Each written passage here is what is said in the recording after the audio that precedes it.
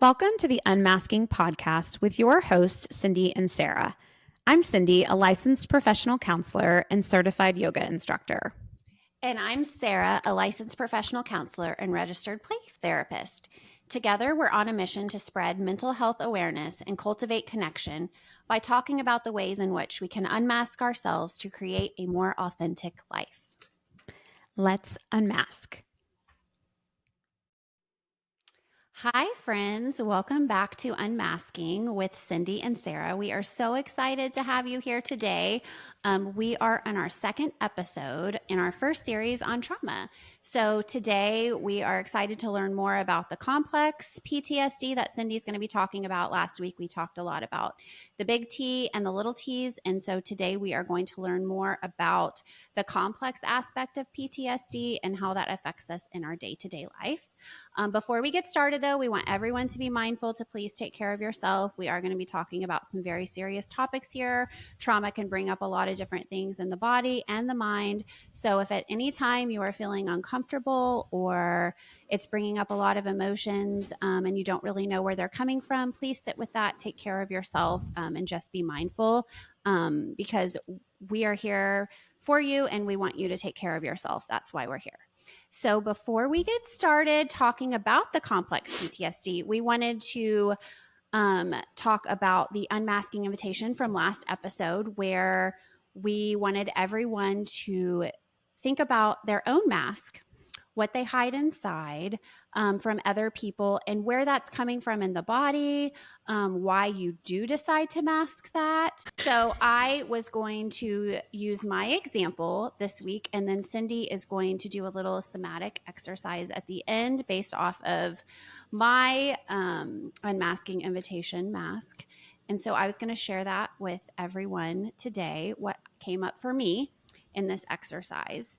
So the biggest thing, if you know me, is I struggle with anxiety, and it can seem that I'm very open with that. I tend to express a lot of my anxieties openly with others. I talk about them quite a bit, but I actually hide so much anxiety that is not even touching the surface of what I expose to others.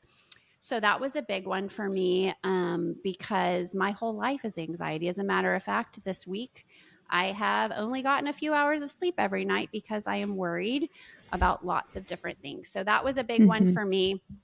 I also put tears on my mask. I'll put my mask up here. If you are listening to this, then you probably won't be able to see the visual. But if you're watching us talk, then you will. So at the top, I have my little anxiety. And then I also have little tears coming out of my eyes because I tend to hold a lot of sadness in that I don't express. And I know we discussed in my episode, I tend to go off by myself with a lot of my sad feelings. If I do expose myself by crying or feeling upset, it's typically felt with a lot of shame afterwards, and I feel terrible for doing that, like something is wrong with me. Even my own therapist told me, Sarah, you're not a robot. And I realize I'm not a robot, but I tend to be very hard on myself if I do show a lot of those sensitive feelings. A lot of anger and rage. I think a lot of moms can relate to this. I tend to hold in a lot of anger, and like a little thing will trigger that for me. And also a lot of that will go into today's episode with the CPTSD. So growing up, I had a very emotional and verbal abusive stepfather. The way he talked to me, he yelled at me quite a bit. He called me names quite a bit. There was a lot of that going on. And so I saw him angry. And so anytime I feel angry, I associate that with abuse. I've talked to my own therapist about that one as well. And that is the correlation of if I get upset with my child and I raise my voice, I tend to over apologize and I tend to beat myself up. Again, I won't get sleep over that. And that is because I'm associating the trauma that I experienced growing up with the way he spoke to me with anger. So I hold a lot of that in. I have a lot of imposter syndrome. I feel like I'm never good enough, that I need to know more, those kinds of things. A lot of things I also that go hand in hand with anxiety are very fear-based. Mm-hmm. So I tend to think of scenarios that could never happen, happening all the time. That's the little narrator going on in my head all the time, kind of like Inside Out, right? I've got Yes. anxiety, anger, and fear. They're all up there. Yeah. Those are the three running the show. I wish Joy was in there a little bit more, but I guess she's on vacation quite a bit. So those are the ones I have. And then sadness also makes quite an appearance. And then I feel lonely a lot sometimes. I have a husband who travels. I have one child, and I can feel very lonely and isolated. And I'm not one that likes to reach out a lot for help. So that can be really difficult for me. And part of the exercise was to talk about why we hide these things. And for me, I've found that I've been very extrinsically motivated. Again, that is where I'm not looking within myself intrinsically and becoming satisfied with choices I make. I tend to want to get approval from others because I don't want to feel rejected. I don't want to feel judged by others. So I tend to hide a lot of those things through smiling, acting like everything's okay, like I have everything together, which none of us have it together. We're all just trying to figure it out. And I also just don't want to be viewed as weird or wrong, where that is the shame base for me, is that people look at me like I am just wrong for being who I am. But these are all things I'm working on, why I'm unmasking, why we have this unmasking podcast. So again, sit with some of the things that you wrote on there on your mask. And then at the end, Cindy is going to talk to us based off of what I have shared in my examples on how we can start to unmask our mask to live our more authentic life. So, moving forward, Cindy, I'm very excited. Today, we're going to talk more about the complex PTSD with the big T's and the little T's. And so, everyone, here is Cindy. All right. Well, so first of all, before I jump in, I just want to thank you, Sarah, for being so vulnerable to share that exercise, because I really do feel that that is how we heal, is by shared experiences and being vulnerable. And a lot of this content is tough, and it can make us feel, upset after we talk about it. But if we, again, from last week, are met with an empathetic, understanding presence, hopefully we start to heal and talk about more of this stuff so that we can spread awareness. And so with complex PTSD, a lot to say about this topic because, again, as I talked about in my story and last week, this is my, area of expertise. I work with a lot of clients who come in with a lot of complex PTSD. They might not know it at the time, but we definitely, as we explore and uncover some things, we start to learn that a lot of this is relational trauma, which I'll talk about a little bit more in a minute. But really, complex PTSD versus PTSD, what's the difference? So looking at it through the lens of PTSD is connected to like a single traumatic event or an episode, right? So think about soldiers who came home from the war. They went through this experience. They came home. They're trying to reintegrate into their everyday life, but they've been away from their families and they've experienced something that was traumatic, or an isolated event like a car accident, right? But then if they walk back into their life and it's a pretty much, healthy dynamic at home, their chances of recovering from that experience are a little bit higher than somebody with CPTSD. CPTSD takes a little bit longer. It's tricky. It's layered. So some of the characteristics of complex PTSD would be that it develops over time due to many traumatic events or episodes. So an example of that would be a parent who yells and screams or berates their child verbally, or even a child who witnesses maybe some domestic violence or verbal or emotional abuse from one parent to the other parent. It doesn't even necessarily need to be towards the person, towards that child. It's long-term trauma. There tend to be some visual, somatic, and emotional flashbacks that happen, and we'll talk about that here a little bit more in a second. A lot of times it can create sleep disturbances, frequent bad dreams, having night terrors, some insomnia. And the big one that sticks out for me is relationship difficulties. So avoiding upsetting their partner or shutting down immediately during conflict or picking a fight, just because maybe that's what feels familiar to them. Chronic isolation, because maybe it was easier for them to go and figure out problems on their own because they didn't have anybody help them through it.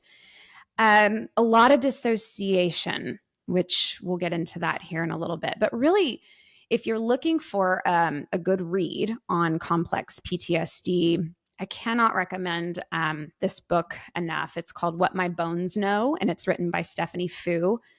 And we'll link that as well in our post. But she is an author who wrote a memoir, basically, and she was trying to understand her own reactions and why her relationships were so difficult for her.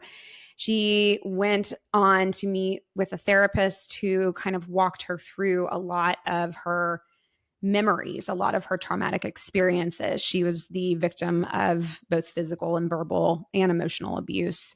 It's a heavy read, but it is so hopeful because she talks about the repair. And I want to read a quote from her book here in a second, and then I'd love, Sarah, to hear your thoughts on this. Sure. She says, because of its repetitive nature, complex trauma is fundamentally relational trauma. In other words, this is trauma caused by bad relationships with other people who were supposed to be caring and trustworthy and instead were hurtful. That meant future relationships with anybody would be harder for people with CPTSD because they were wired to believe that other people could not be trusted. The only way to heal from relationship trauma is practicing that relational dance with other people, not just reading self-help books on meditating alone. Practice maintaining relationships in order to reinforce our shattered belief that the world could be a safe place. Okay. Yeah, so I'm going to just pause there, and I'd love to hear your thoughts on that, because when I read that, it really stopped me in my tracks, because it makes so much sense for a lot of us who've experienced trauma through the relationships that were supposed to be protective and safe. Yeah, and it also makes me think a lot about attachment theory with that. Because if you don't have a secure attachment, you can have an ambivalent attachment, avoidant, all of those different things, that goes hand in hand with the trauma. So of course, if you're home with your parents, where maybe you have just one parent at home, or you have a very abusive parent, or let's say you're two children in a home and one is abused and the other is completely neglected, that is going to affect how you look at other relationships on top of having a complex trauma. Yeah. So, and those are little ones, right? Like they're like, I don't want to say like microaggressions, but they're very tiny, right? So you don't realize that those are adding up and forming how you view the world subjectively. And so I think that is very insightful into trauma, relationships, attachment, all of the things. I mean, the way that she wrote that, it kind of sums all of that up. But I guess that would go hand in hand, because even your attachment style, I guess, could be a form of a trauma, is if you don't have that secure attachment with one of your caregivers, that, that could be really difficult. So that's my take on it. Yeah. And that's interesting that you bring up attachment, because she does go into attachment theory in her book. And she talks about, without giving too much away of the book, but she talks about how her parents were immigrants from another country, and in their native country, their parenting styles were very different. And so they'd come over to the US, they didn't speak the language. So there were a lot of stressors on the family. They were, didn't make a lot of money. And so she could just really feel that there was a lot of just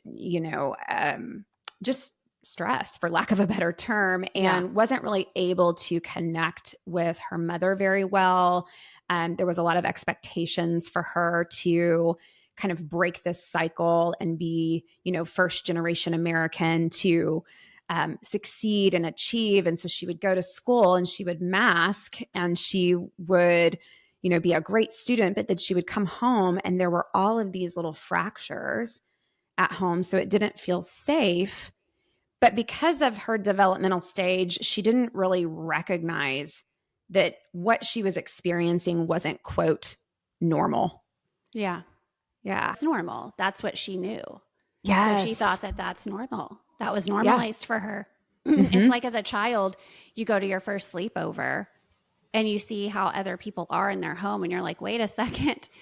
Yeah. I thought everybody's parents yelled or, not every, it's just a different experience. So yeah. And I imagine having even the cultural traumas that happened for her parents coming over here as well carried into her. So that's a lot to bear. That is just like the book. Yeah. Yeah, absolutely. What my bones know. That's what my bones ingrained. know.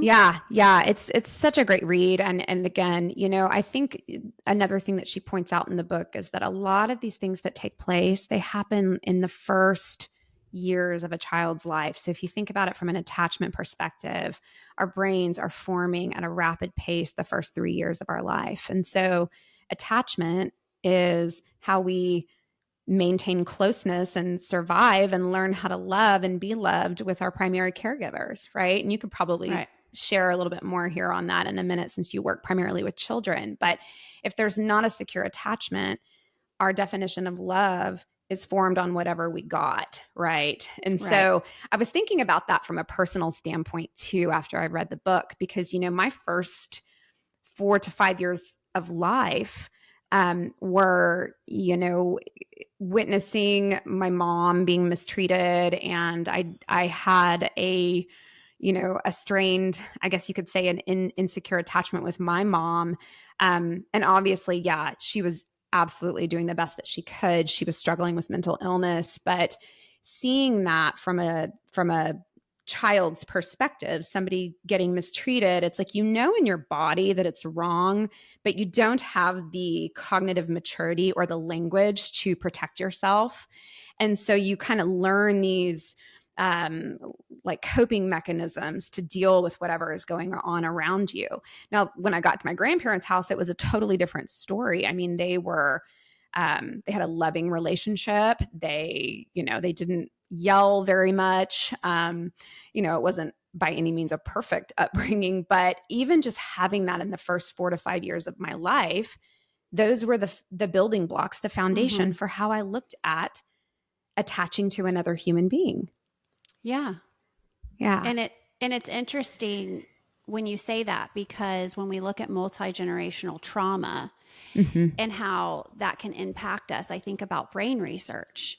And so I think about how children are quick to pick up on our feelings, our distress, whatever's going on.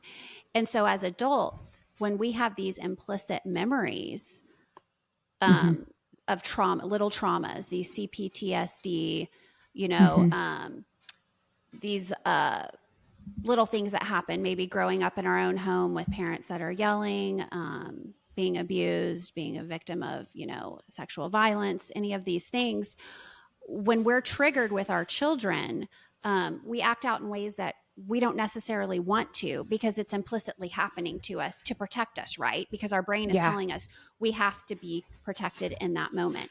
So to me, that example that you just gave about growing up and seeing those formative years for you, because we do know that those are very crucial for children with attachment style, and seeing that those were an ambivalent attachment for you with your mother, and then also neglect with your father. I mean, you didn't really have a solid foundation.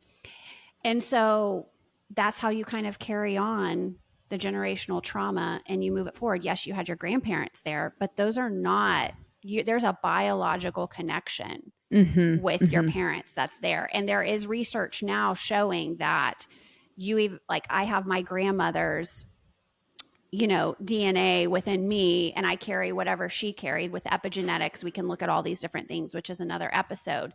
And then that goes to your mother, and then that goes to you, and then that goes to your offspring, because you carry the child in your body. So if you look at children who are adopted, or you look at children who are experiencing a whole lot of trauma or seeing trauma inflicted on a parent, of course, that is definitely going to change the attachment and how we view relationships. And in fact, if we don't have strong relationships with our parents, it's real difficult to have strong relationships outside of that. Yes. It's real. I think of my own mother, and I know she would be fine with me sharing this, but she grew up in a very crazy home, very abusive home. And I've had these conversations with her.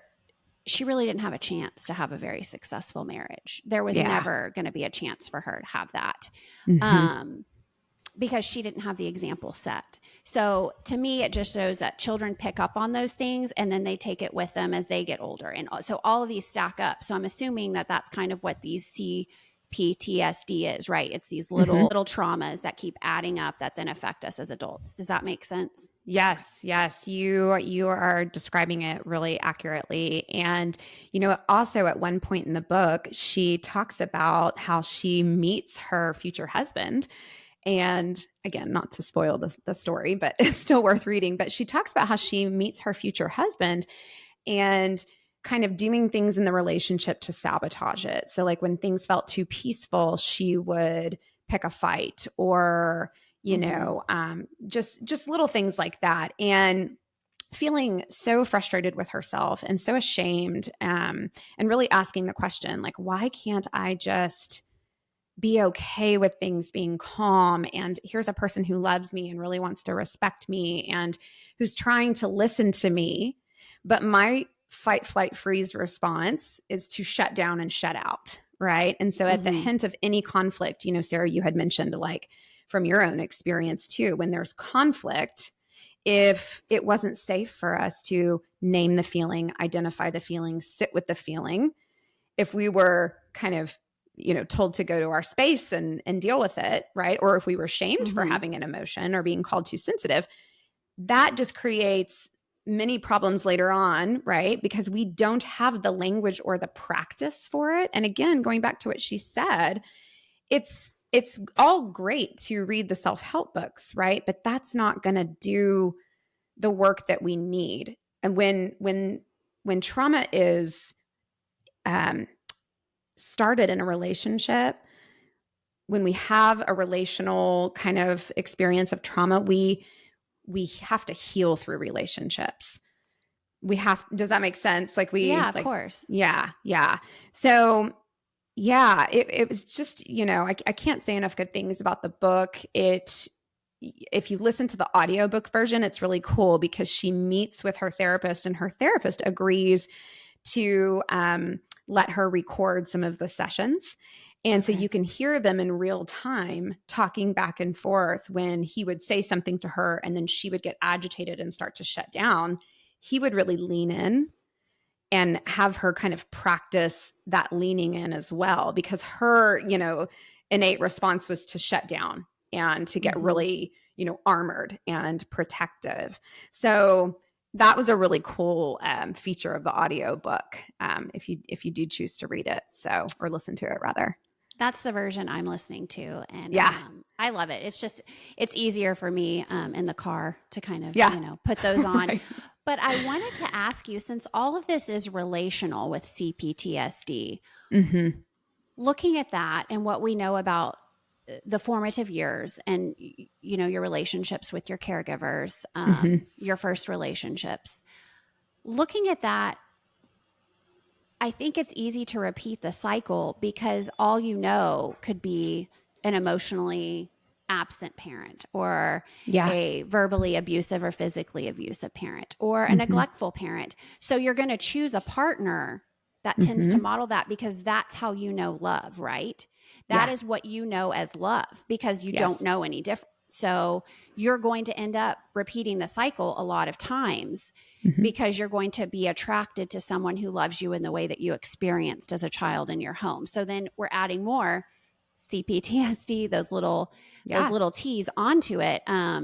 Does she talk about that in the book too, that you tend to go for the Yes. same kind of partner as in the home you grew up in? So if you had a neglectful father, you might have an emotionally unavailable husband. Or if you Yes. have a mother who is very caustic and very hard on you, you might Hmm. then be in a relationship with someone. As a man, you could choose a woman who micromanages everything, kind of mothers you, as opposed to being your partner. Those kinds of things. I think that's why you see so many people who have healthy relationships with a healthy partner. They're both emotionally available. They grew up in those homes. But then you see a lot of people Hmm. who are in very unhealthy relationships. Maybe they're just roommates now. Hmm. Maybe they're just together for the kids. Maybe it's a terrible divorce. They don't talk to each other. Those kinds of things, because that's what they know to do to show love, because that's how they were given love. Yes. Yes. You brought up some really great points. And yes, we do see that kind of mirroring effect, right? That like I will be attracted to familiarity, right? And so Mm-hmm. maybe not to the extreme degree that I experienced it as a child, but it feels familiar to me. And speaking of feeling, I think that's a good segue for us to talk about what we would call somatic healing. And so Okay. soma means the body. And in starting with the body, we have to slow things down so people can begin to develop a sense of discernment, right? Because if I'm in the middle of a conflict with my partner or my child's doing something that's really activating me, oftentimes, I don't know about for you, Sarah, but for me, the reaction would come way faster than my ability to slow down and process what was happening. All I knew is that what I was feeling in my body was kind of this like hyper arousal, you know. So I'll give an example. My oldest, I don't think he'll mind sharing this, but whenever he was little, he would have these big like explosive emotions, and we would oftentimes be out in public, and I can remember feeling really on edge when he would start to get dysregulated, and there was something in my body that would get tight. My heart would start to race, my face would start to get really hot. I would get like tunnel vision to where like I couldn't like really have like good peripheral of like what was happening. All I knew is that I was locked in on this kid and I needed to control what was happening with him. And that was my shame response to his behavior, but he was just being a kid who was having a lot of big feelings. But because of the way a lot of things were handled for me growing up, and again, no disrespect to my grandparents, love them dearly. But when I had these big emotions, sometimes I was shamed for it and told I was angry and to go to my room and I was disrespectful, or, you better not act like that, like when we were in public. And it was very shut down very quickly. And so when my oldest would have that, I would just react. And I was doing things that I didn't want to do. I knew subconsciously that that's not how I wanted to react, but it was almost as if like I felt like I couldn't control it. Mm-hmm. And then I would feel super guilty afterwards and, have this breakdown and I'm a terrible mother and all the things, right? But now that I understand that I was having almost like my own trauma response to his behavior, it was happening first in my body before my brain could catch up. So if somatic healing involves slowing down, that's going to take practice. Little things, right? Like he's 19 now, and I'm just now feeling like I have a good handle on when he gets reactive. I can create some space between myself and him. So, yeah. Yeah. Yeah, and I think you hit the nail on the head with that, because when we look at the brain research as well, and I loved Mm-hmm. last week when you talked about how the body is quick to respond, Mm-hmm. more so than when we're able to access like the logical part of our brain, the prefrontal cortex, all of that. It's Yeah. it's almost implicitly happening physically, and Mm-hmm. then it activates our limbic region, right, which is our like amygdala, our hippocampus, which is memory. So if we have a lot of these traumas, that's going to trigger the initial trauma that might not even be what we're feeling traumatized about in the moment, but we can't be integrated, right? Because Mm-hmm. what we want to do is we want to have harmony as integration, or integration Yes. equals harmony. So harmony emerges from that. But when we have chaos Mm-hmm. and rigidity, because we want to control the situation, because control for us is power, right? We feel like we have some power over it, of what is uncomfortable. Yes. That is when I think a lot of those physiological and physical things come out as well, because we Yeah. are being so rigid. We're trying to control a situation. We don't know how our body isn't responding to that, Mm-hmm. instead of being integrated, where we're like, hey, wait a second. I don't give a crap what any of these people Yeah. at Target think about my child's meltdown. But Right. for us, a lot, we do. In society, we do. Because Mm-hmm. guess what? We are viewed as people who, how your child presents is how Mm-hmm. you are as a parent, which is Right. not true. That's crap. I'm sorry. Right. That's crap. Yep. Okay, we all are individuals. We all have children who have things going on. We ourselves have things going on. If we weren't able to regulate as children, we're definitely not going to be able to regulate our own child. And plus, it's not our responsibility. That's our child. We Mm-hmm. have to teach them those things, right? Yes. So I think based off of what you said, it really is, we want the control, right? Because control Mm-hmm. feels safe. Yes. However, that's not life. That's like being perfect all the time. You cannot do that. And I Mm-hmm. sit here and I say that, yet I'm still going to have a visceral reaction when my child is upset, Yes. because that is natural to do. So I think what it is what you're saying is, it's taking a small step to relax ourselves, maybe Mm-hmm. take a deep breath, really look at our child, kind of almost, it's almost like you need to dissociate from whatever's happening, look outside Mm-hmm. yourself for a minute, and then come back to it. And doing this more and more and more, like exercise, right? Like the more you exercise, the Yeah. more you become healthier, your body becomes, more toned, more healthy, Mm-hmm. all those kinds of things. That's what I'm hearing, is like, it's little tiny things that you can do. So that doesn't feel as overwhelming. But to get to that integration state of harmony, we have to first relax the body before we can Yes. then relax the mind. And we can integrate the mind with that prefrontal cortex, which is our logical reasoning, with the big feelings, like hug it. Yes. I don't know. Is that Yes. kind Yes. of okay? All the things you just said, and you said it better than I could have, Oh, and I don't know about that. But I wanted to add to, before we're going to practice a little bit of the somatic I love it. exercise today. Love. I need all of it. Give me all Oh of yeah, it. me too. Me too. I'm going to get my Soma pajamas. I'm going to practice the somatic stuff. Like, let's just be Soma. Shout out to you. Get those soft little bamboo pajamas right. on. And then we're Yes, just going to. yes. Soma, do you want to sponsor our podcast? I mean, all I'm saying is Soma's got it right with that name. It's like trying to get you to relax. And you know what? Sometimes maybe putting some soft pajamas on and taking a deep breath, might be the first step, guys. Might be. Totally. And I wanted to just throw in there, you said something really important about you have to be aware, and you have to practice it so that you can use it in the moment. And for the longest time, I would try all these things. I'd read all this stuff on the internet, like take a deep breath and go for a walk and make yourself a bath and all that. And not to knock that, because that's great.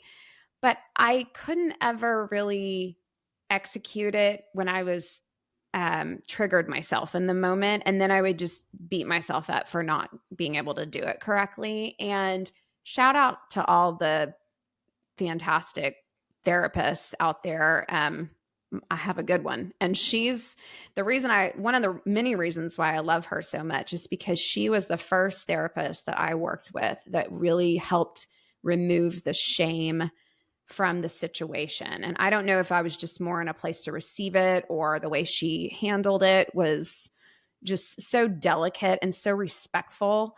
And she really empathized with what I was going through, and was able to help me practice some of these things when I wasn't activated. And so, this was through many different things, like visualization. We did some EMDR together.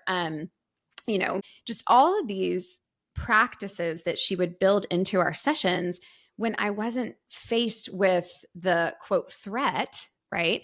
And then I could start to relax and I could start to practice this. And I remember she would always tell me, she'd be like, Cindy, you're going to get it right. And then you're going to screw it up. Mm-hmm. And then you're going to get it right again. And then you're going to screw it up. And I'd never had a therapist tell me that before. And I was like, oh gosh, like that was so helpful for me to hear. And it was almost like it gave me permission to let myself off the hook when I did have a bad reaction. And then it helped me repair. Right. So like if I lost it with my kid, I could be like, okay, you know what? Or my husband. I always say my kid, but like, yeah, it's my husband too. I could circle back. Shout out to those husbands. Shout out to Right. I could circle back and I could say, hey, that wasn't my best self. I'm really working on trying to do this differently. But I couldn't do that when I was in shame. So I just say that to just kind of add a little bit of awareness of if you're trying some of this stuff on your own and you feel like you're not getting it right, perhaps you need to kind of take another look at like who's in your life. Do you have someone shaming you when you screw up? Or can somebody say, hey, I see that. We're working on this together. You know, it's hard. Yeah. And even if you're just shaming yourself because you're a perfectionist and that's the narrator that you have in your head telling you you're never good enough. You know, you messed up again. Can you believe that about yourself? That little negative self-talk in your head. I think giving yourself the freedom to say F off, like right. F off to that little voice in my head. Yes. And to work on changing that in a way where you aren't hard on yourself, like you just said. I'm thinking my daughter was in a program at Children's to help with a lot of the things that she's been going through, which was really hard as a child therapist myself. But you know, even as a child therapist, my own child needs support, and I know what's best for her. And I love when you were talking about how when people are like, oh, just take a bath for self-care, right? Or just go do this. That's not going to change anything. It's really not. And I think about this program because when she went into it, one of the things was every hour for 2 minutes, she had to practice a feeling plan. Not when she's dysregulated, just when she's just, you know, it's like, okay, it's, you know, 11:30. We're going to practice from 11:30 to 11:32. You choose, you do your feeling plan. And it didn't have to be like, just sit there and breathe in and out, breathe in and out 5 times. But it could be saying the ABCs in your head, sitting quietly. Yeah. And it didn't have to be where you have a calm corner. Because I know that was a big one that we learned in schools, like have a calm corner for everybody. Well, guess what? The calm corner is not going to be there when you're at Target and your child's screaming for a toy. Right. And people are like, why is this child so upset? Or when you get cut off by someone on the freeway and that triggers like you've had a horrible day and you're just so upset. That's not going to, the calm corner is not there. It's not in your car. It's not in Target. Right. It's not at your child's. I mean, yes, schools do have a little calm corner, but sometimes like maybe your child's in recess or something. And I loved that no matter where she was, she had to practice the feeling plan. And I love it because then when she was dysregulated, they told her she had to practice her feeling plan for 4 minutes. So every day for 2 minutes, she had to practice it when she was not dysregulated. When she was dysregulated, she had to figure it out wherever she was and practice whatever worked for her. So and good. I remember getting so upset. This is where we're at with it now because we did it for so long. She'll say to me, Mommy, you need to practice your feeling plan. And I started doing it. Not when I'm just, because you can't do it when you're dysregulated and say, okay, now let's take deep breaths. You have to practice it before. So now I have this child and she tells everyone, she's like, you need to practice your feeling plan. It's time to do, or I need the feeling plan. So our whole life is like feeling plan. But I love it because it's like, that is a great example of anywhere you're at on an airplane. If you're nervous on an airplane, if you are mad about something with your spouse in the car, with your child, you're in Target, something's going on, you know, something happened at work in a meeting. You can do the feeling plan anywhere. You don't need the calm corner. You don't need the bath. You know, you don't need to go, excuse me, everyone, I need to leave the meeting to go take a bath so that I don't tell everyone to go, you know, where to go and how to get there. But I think that is based off of what you said, that Mm-hmm. utilizing those little moments when we aren't in that Yes. state of hyperarousal, of rigidity, of chaos, that can then kind of combat that. Is that accurate Yes. okay. Yes, yes. Again, well said. And I think this brings us to a point where we're going to do a little body practice. So we're going to do some somatic awareness / healing ourselves. And so I would invite all of our listeners to just try this as well. If you're driving, of course, don't do it when you're driving, but pull over or whatever, be safe. But if you're doing this while you're driving, that's a whole nother. We need to talk about that. Yeah, don't do this while you're driving. But yeah, Sarah's going to be my guinea pig on this today. And so I am just going to ask you, Sarah, to just come into a comfortable seated position. And you can close your eyes if that feels good for you, or you can just pick something on the wall that you want to look at. But just start to sit quietly for a couple of breaths and just breathe normal. And so just begin to notice your breath as it enters your nose and your throat and your lungs. And just simply follow it as it goes in and out of your body. Begin to bring your attention to the bottom of your feet. So sense the ground beneath your feet supporting you. And just stay focused here for a minute. To move your attention to your back, to the sensation of it pressing lightly against the chair. And really feel the chair supporting you, doing what it was designed to do. Think of a person or a pet or a place that makes you feel safe and secure. And just imagine that you're with that person or pet or in that safe place. Let yourself experience that safety and security. Check in with your body. Start with your shoulders. How do they feel? Are you wearing them as earrings, as my yoga teacher likes to say, or are they relaxed or constricted? Are they closed or open? About your neck and your jaw and your major joints, your ankles, your knees, your hips, your wrists, your elbows, your shoulders, your back, your toes. Notice if anything arises or changes, such as a vibration or a sensation or an image or an emotion or an impulse or a meaning. Now imagine that the comforting person or pet or place is gone. And instead, there's an angry stranger standing in front of you. And this stranger's arms are crossed and he or she is glaring at you silently.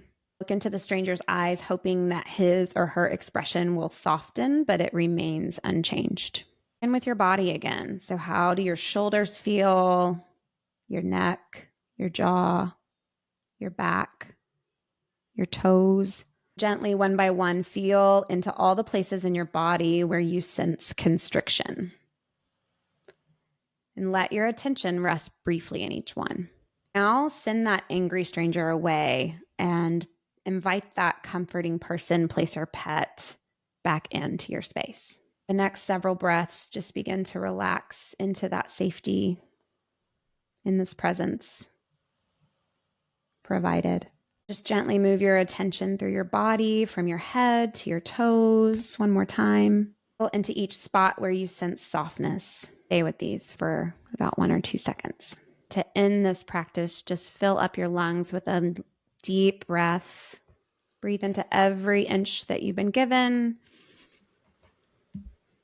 And then just let it go. When you're ready, tell me how that was. What did you notice? Wow, that's really cool. That was a cool one. Yeah.